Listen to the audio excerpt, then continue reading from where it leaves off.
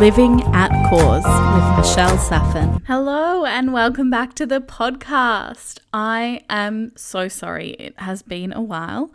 Over the next few episodes, I'm going to dive into where I've been since the last podcast, and it will probably become clear to you why I've taken some space from recording. But in saying that, I've missed recording with you, chatting to you, catching up, so I'm really glad to be back. Today's episode is a deep dive into the biggest tool that allows me to live at cause. This podcast is all about living at cause, and so I think it's time that I let you in on my life hack. It's kind of like a secret, but not really, because it's my calendar.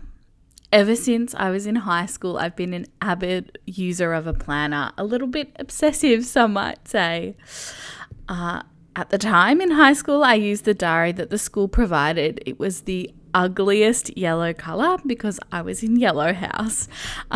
It was very ugly, but I also didn't break any school rules until about year 11. So you bet I was using that supplied school diary. I think I was one of maybe 10 users of that diary in a cohort of over 200 students, but I stuck with it. I'll be honest though, once I left high school, as ugly as that diary was, at least it gave me a consistent tool to continuously use. It wasn't really something I had to think about. It wasn't a choice. It was just provided to me and I used it. So after high school, it took me a while to find my groove again, to find something that I really wanted to use, that I loved using, and that became part of my routine, as you will. So for a long time, I kept with physical planners. That's what I was used to, but also I've always been, and I always will be to some extent, the lover of paper. The smell of it, the feel of it, the colored pens that you get to use. Paper was my jam. And so I looked for diaries and planners that were colorful, that were pretty, that I could use and really enjoy the process of using. But it was difficult because I now don't have a big school bag full of books and paper and my diary that I need to carry around everywhere. So I started finding myself not wanting to take a big, thick diary for the year everywhere I went. So then I ended up writing notes on my phone, and then I would have to sit down and sometimes it would take an hour or so to sit down with all the notes that I've written about to-do lists, calendars, things that people have raised that they want to catch up with me on a date, cross-check it into the paper planner, then possibly, say, oh, I can't do that date for the movie. What about this? Or whatever it is. It was taking a lot of time. But I was sticking with it. I was sure that paper diaries were the only thing that I would ever be able to use.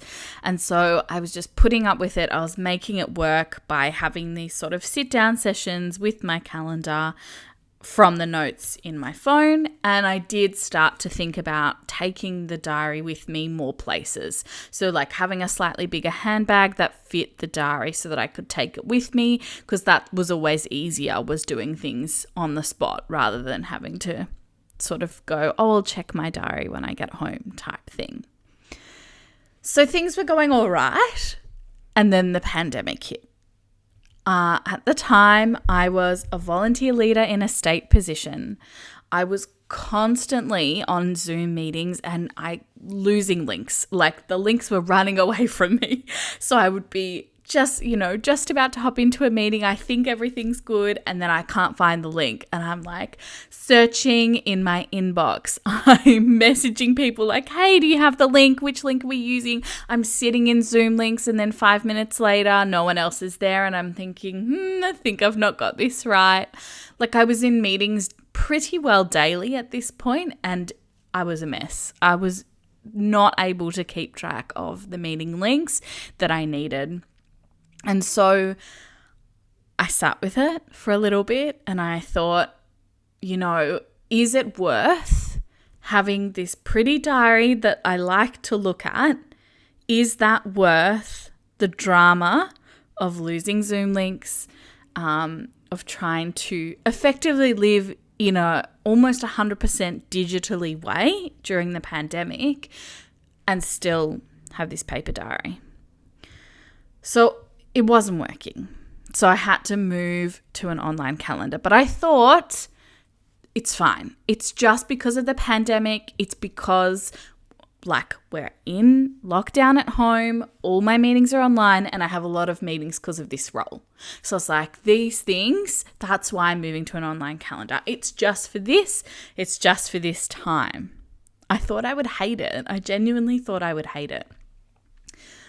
I had a bit of a story in my head. I think that I'm a paper person. I need a paper planner. That's all that's worked for me. But I hadn't tried. I hadn't tried an online calendar. So we're at this point, start of the pandemic, heaps of meetings going on. I move online and I think it's going to be temporary.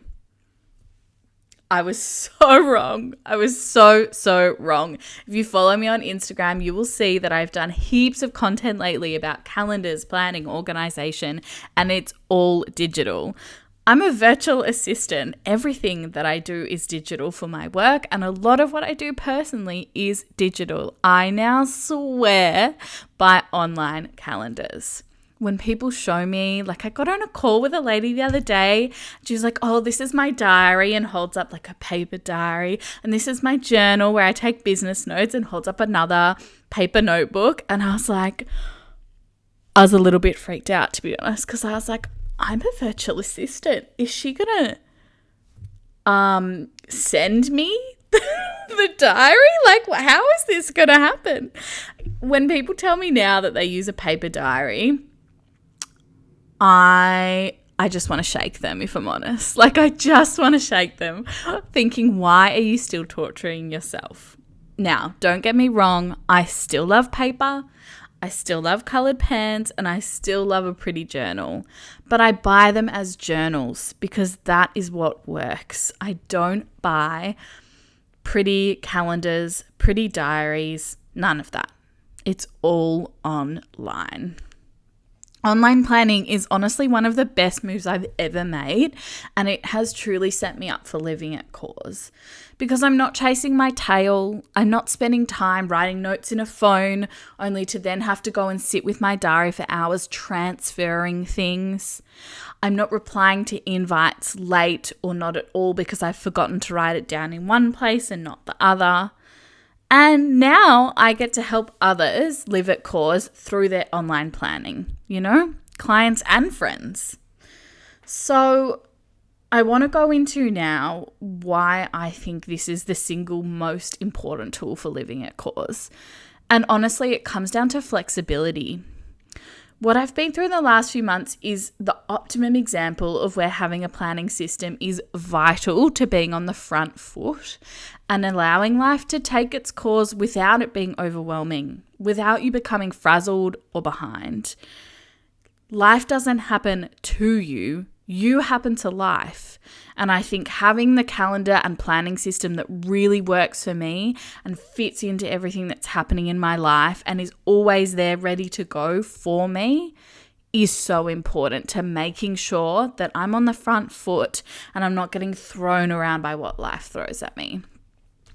So here's the example, and this is why I'm sitting down to record this today rather than any other time. Since I last recorded this podcast, I've lived in hospital for a month. I transitioned to full-time work in my own business. I had a second ankle surgery.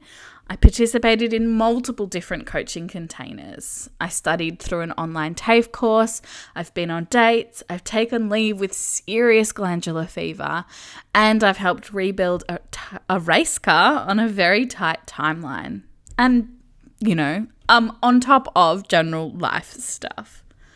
All of these things have required shifts from me and impacted my scheduling in quite significant ways.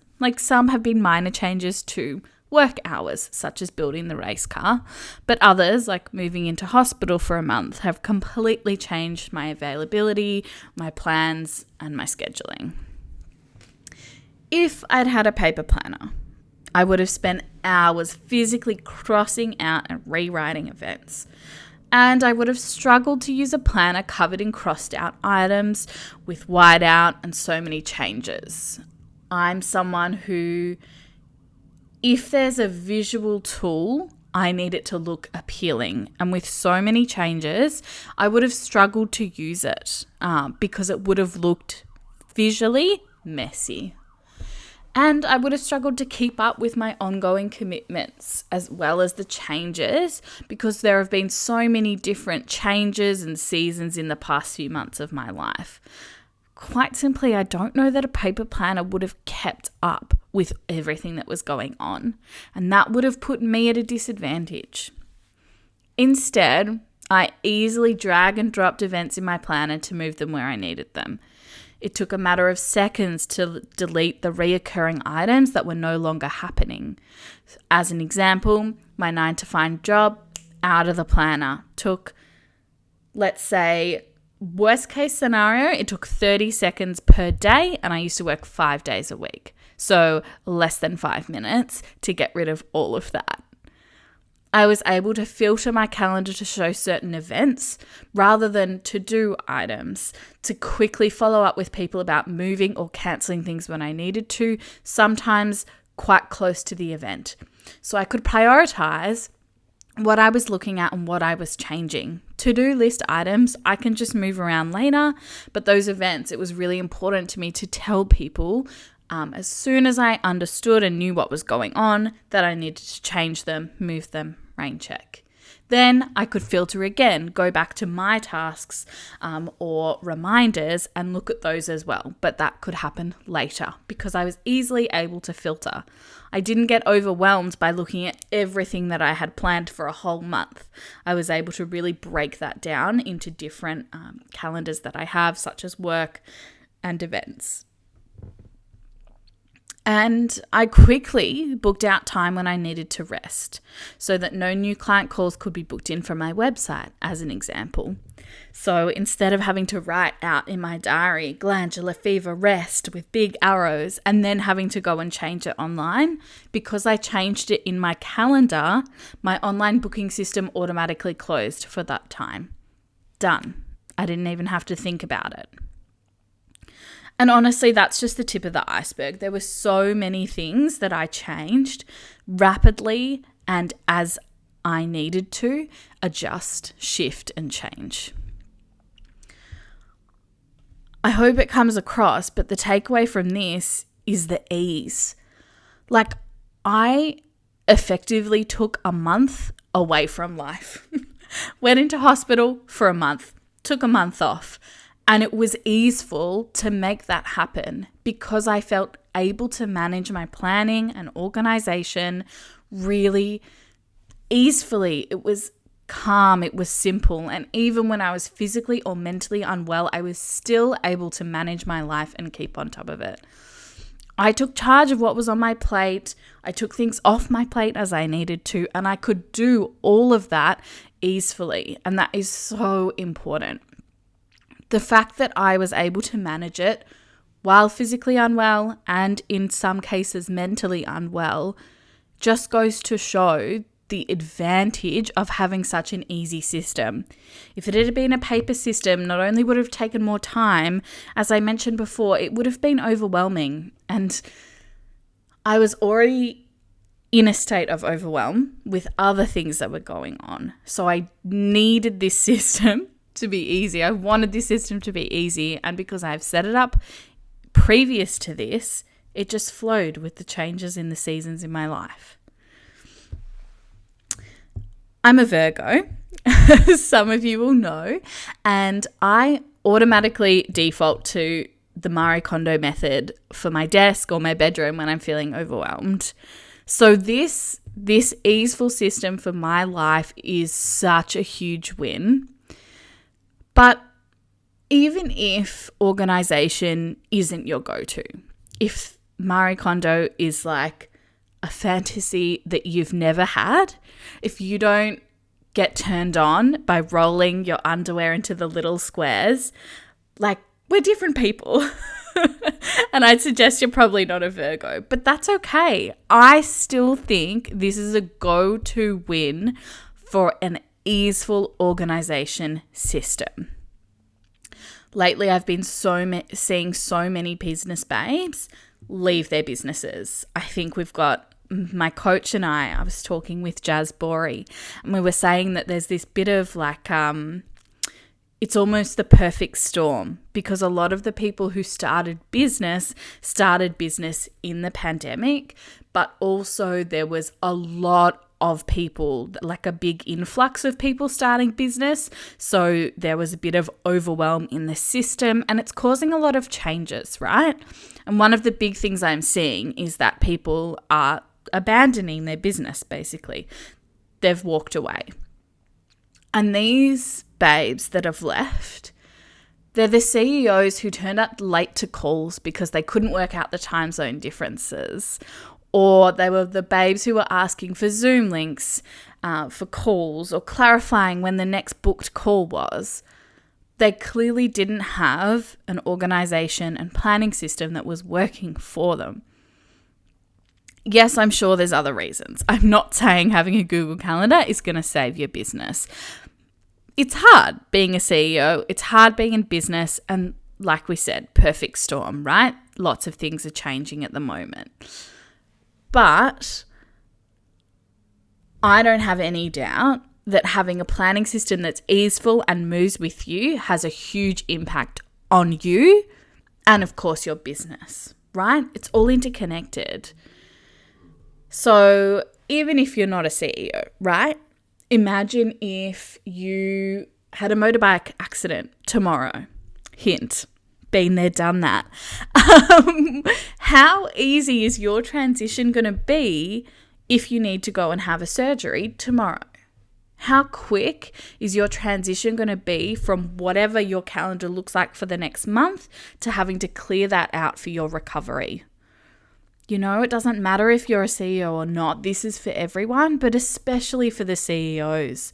Being in business is hard, so you have to make as much of this process easy for yourself as you can. Honestly, there are parts of my life that took a hold while all these changes have been going on. And you know that. You're a podcast listener. One of the things that took a backseat was this podcast. But overall, my planning system, my online calendar has had my back. It was easeful. It's allowed me to create balance even through all these shifts and changes. And if I'd had a paper planner, honestly, I just know that it wouldn't have been like this. It would have been a lot harder. And I think this is a real opportunity for us to look at and assess the systems that we have in place that allow us to live at cause, and if they're helping or hindering that process. And for me, living at cause in the last few months has meant a lot of shifts and changes, and it has meant adjusting to what was going on in my life. And having an online calendar made all of this possible. Otherwise, the overwhelm would have been even greater, and it would have been a real challenge for me to keep everything in motion with the changes. I'm not saying it's perfect, and I'm not perfect. Obviously, the podcast took a back seat, and it's something that I love, but I just didn't have the mental capacity for it. But I was able to keep up with other things, like I was still present on Instagram for my business to a point, for example. And if I hadn't had an easeful planning system, I honestly think more things would have gone off the list and wouldn't have been followed up. And then I would have felt guilty about that, and that would have set off a whole more cycle of overwhelm.